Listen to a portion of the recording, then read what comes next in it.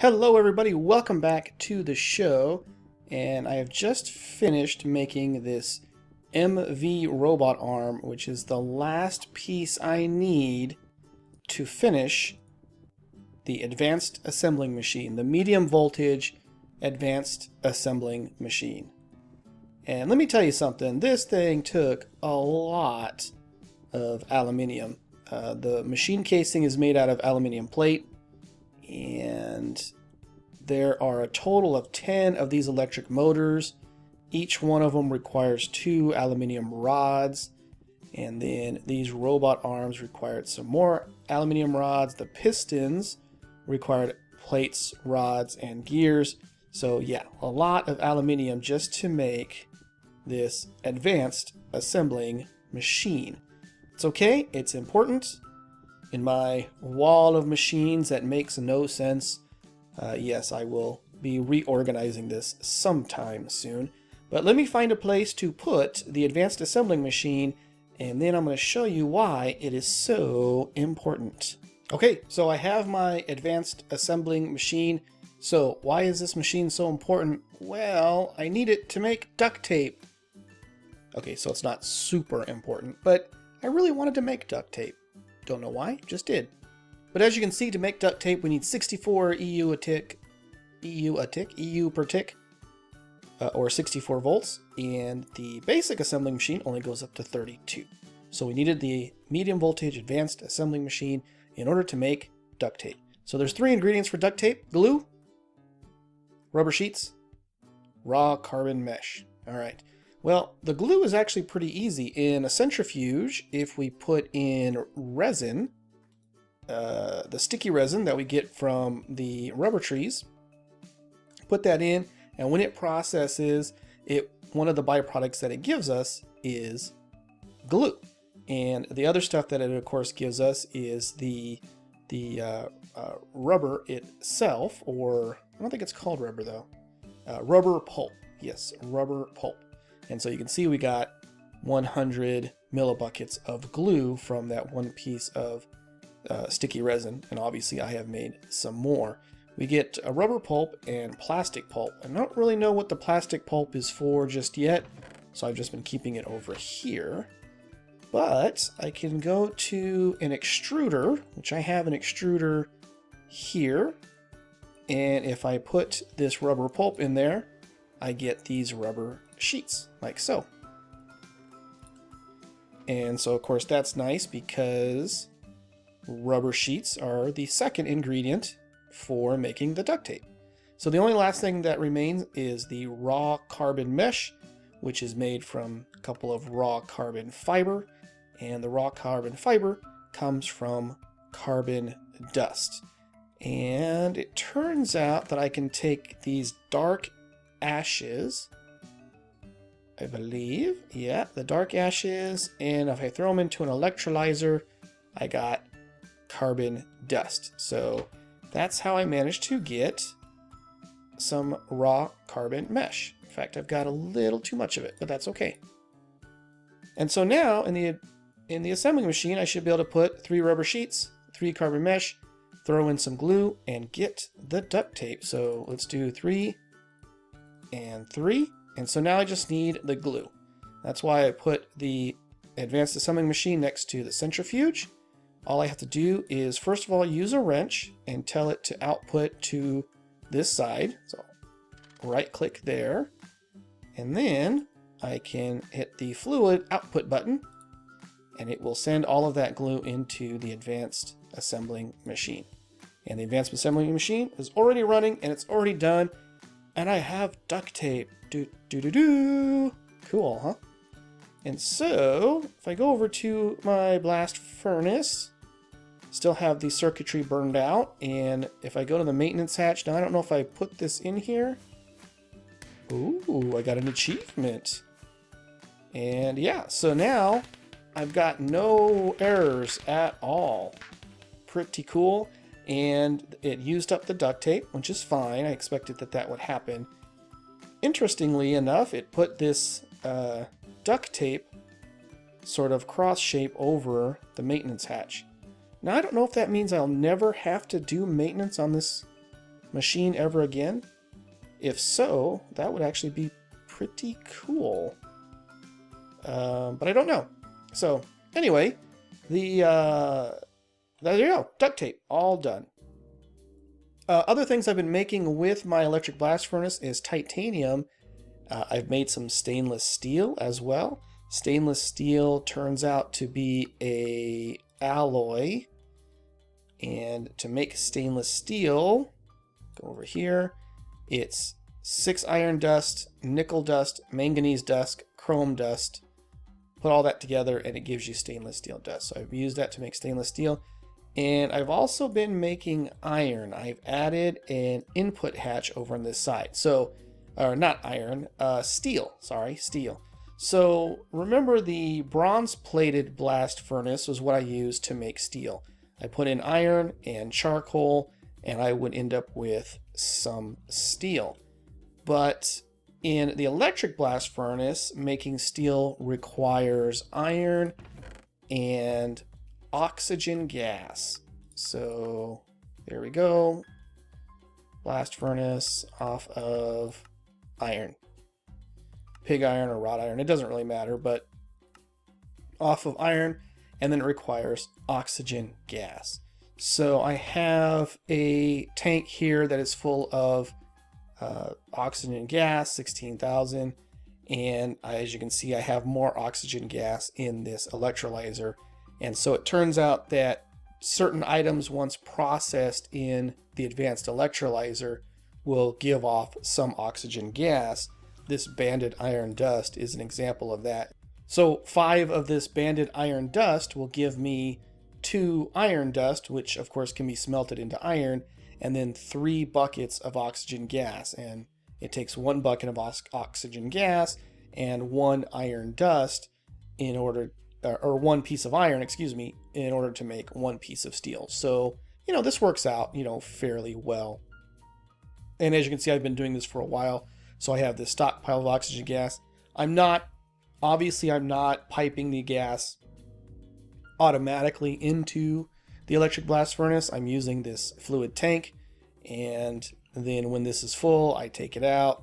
I put it over next to the hatch so that the oxygen gas goes in there, and then I can use the electric blast furnace to make my steel. So I'm not using these to make steel anymore, and that's nice because it means that these coke ovens, which were making charcoal, and that I was using that charcoal to make steel, I don't need the charcoal for the steel anymore. And so that frees up that charcoal to be used as fuel for my large steam boiler downstairs. So yeah, I finally have duct tape. Now another thing that I have made is a drill, and this is why I started making stainless steel in the first place. It requires all of these stainless steel parts, and then you have to have a drill tip as well as a battery. So in true GregTech style, you have this situation where the drill has power, as you can see on the top, the blue, light bluish cyan colored line. Stores a total of 100,000 EUs, and then it also has a durability. And when you make a drill, you can use these various drill tips, and they will give you varying amounts of durability, also the level that they'd be able to mine, as well as the mining speed. So you can see this black steel is a level 2, whereas, let's pick something like sterling silver is also level 2. There's steel leaf, which is not something that I can make, but not quite alloy is a level 5, which with a 512,000 durability. So I don't know yet what happens when the durability runs out. I don't know if I can replace the drill tip or if the whole drill breaks, which would really suck because making all the stainless steel, not super difficult, but also just, you know, one of the multiple pains that you have to deal with when you are dealing with GregTech, I guess.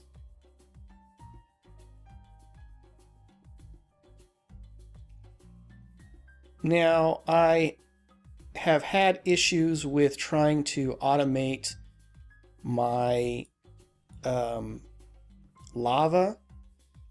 And originally what I did was I created a rail system that you can see there that went into my portal and into the nether. Unfortunately, I could not get it to work properly.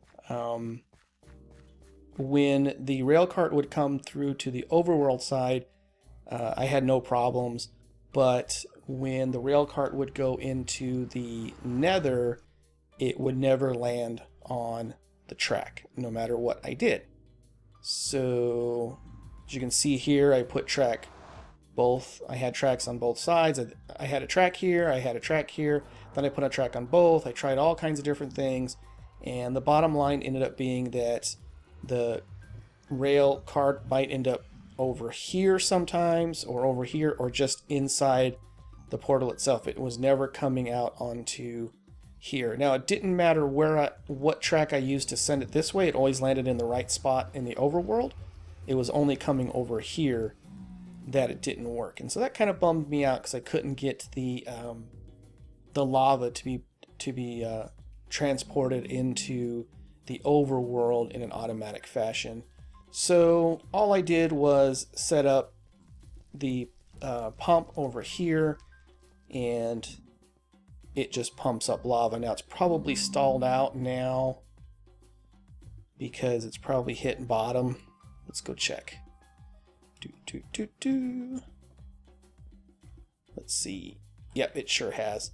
It's kind of neat, the effect that it has of these walls of lava. But I think I was reading something about, this is a GregTech pump, and the GregTech pump not causing the source blocks to update and then flow, and then that helps control some of the lag that might occur from that.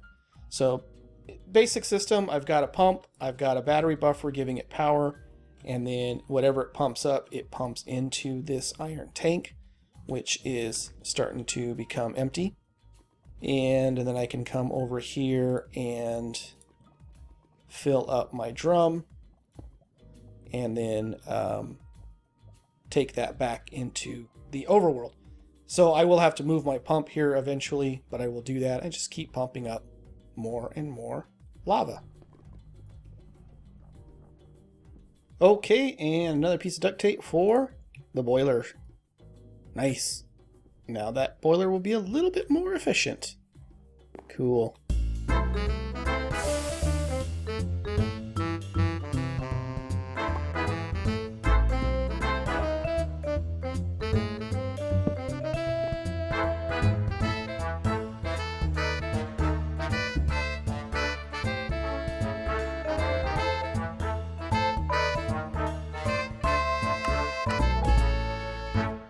Very early in my explorations of this world, I came across this uranium vein, and as you can see, it has uraninite ore and uranium-238 ore. So of course, anytime you find a vein of something, you put down a marker for it, because I couldn't mine it at the time, and I didn't have a need for it at the time. But in and amongst the uranium, there's also plutonium 244, and thought, I might be able to use that. Now, an interesting thing when you mine plutonium is that having it in your inventory will give you radiation poisoning and you will die from it. So if I mine this plutonium, you can see I'm getting sick. Now, you can put it into a bag. Where is it? There it is. You put it into a bag that's in your inventory, and then all of these things will go away. So it's kind of a sneaky way to get away with mining it. But this uraninite ore and this uranium-238 ore, they will not cause you any problems whatsoever. Now, the uraninite, I believe, has uranium, thorium, and plutonium as byproducts that you can get from it, and the uranium-238 has, looks like, where is it at? Well, it looks like you can get uranium uranium and some lead from that. So I haven't really mined up much of the uranium-238 or the uraninite because I'm not really ready to use that, but I did have an idea of something I might be able to do with this plutonium. Now, of course, the smarter way to handle radioactive materials is to build yourself the adequate protection from such things, and that usually requires a hazmat suit, the hazmat suit leggings, rubber boots, and a scuba helmet. I don't know why a scuba helmet. This is what it was in Industrial Craft 2. I'm going to assume it's the same because I did a search and I did not find anything different. But usually this would protect you from radioactive stuff. So I took one of the plutonium ores and I put it in here, and I have crushed plutonium ore. I'm going to take it out and put it in my inventory. And so far so good, nothing's happening to me. Of course, I don't know if... So I'm going to take regular ore out. And yeah, so far so good, nothing's happening to me. That's pretty nice. So now if I take off the scuba helmet, will something happen to me? Let me pick up... Oh, I've got poisoning. Oh, put it back on quick. One thing that I found out the hard way is the more of the plutonium you have on you, the worse the radiation poisoning is. So, for example, when I went mining, I dug up 34 plutonium ore, and I took all of those out of my pack, out of one of my bags at once, and the radiation poison I got was so much for so long that there's no way I could stop myself from dying from it. So it's important to remember that. But yes, so you'll need this full set of equipment that will protect you from the radiation. So I'm going to go ahead and process a little bit more plutonium. This is the radioisotope thermoelectric generator, RTG for short. And it's quite a mouthful, so we'll stick with RTG.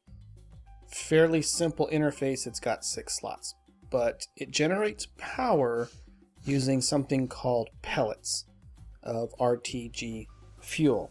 Now, this piece of equipment itself is not too bad. Some iron casings, a reactor chamber, which is lead, and a machine casing, which is iron, and a generator, which is iron, and a battery, which is not so bad either. But it runs on something called pellets of RTG fuel. And the pellets are made in this configuration: dense iron plate and plutonium. Let's go ahead and take these out and make one of these pellets. Like so. And like that. So there you go. Pellets of RTG fuel. Now, these dense iron plates are pretty expensive to make. Basically, it takes 9 iron ingots to make 1 dense iron plate. And so that means almost a full stack of iron in order to make one of these pellets. I just managed to finish the second one, so I'm going to go ahead and make a second one like that. Do these stack? They do not stack, so that's good to know. I do not know if they will cause radiation or not because I am wearing my suit, but this radioisotope thermoelectric generator runs on these pellets. And if you put one of these pellets in here, you will generate 1 EU per tick.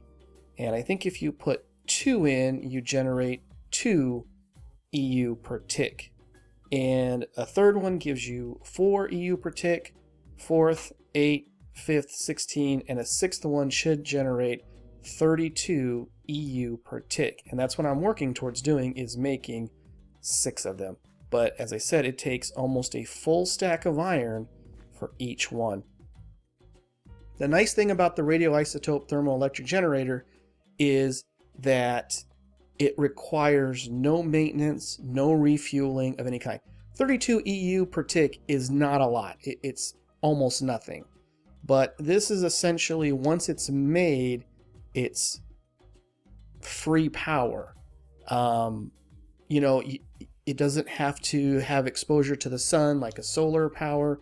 It doesn't have to have water running through it like water power, or wind running through it like wind power. You don't have to check on it to see if it's run out of steam or run out of coal or run out of anything. As long as these pellets are in here, it will generate power. And as you can see, the pellets, they have no durability. They don't fall apart. They don't go away. They don't get used up. They provide constant, eternal fuel in the radioisotope thermoelectric generator. It's not cheap by any means whatsoever, but it does give me 32 EU per tick once I have all 6 of these filled. And I may make even more than one of them, as it'll be nice just to have a constant source of power.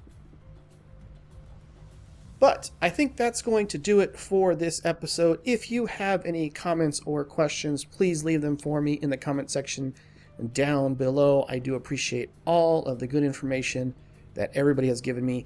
And in fact, I have to make a correction, which is something that Ungod brought to my attention, in that I have been calling this mod pack, in the title of my videos, I've been calling the mod pack Infitech 3. That is not the technical name of the mod pack. The mod pack's name is Infitech 2.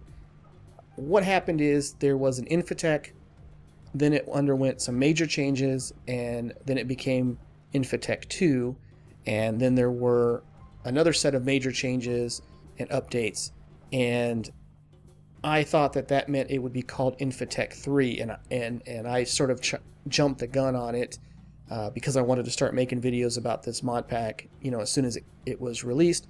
But the name of the mod pack is actually Infitech 2.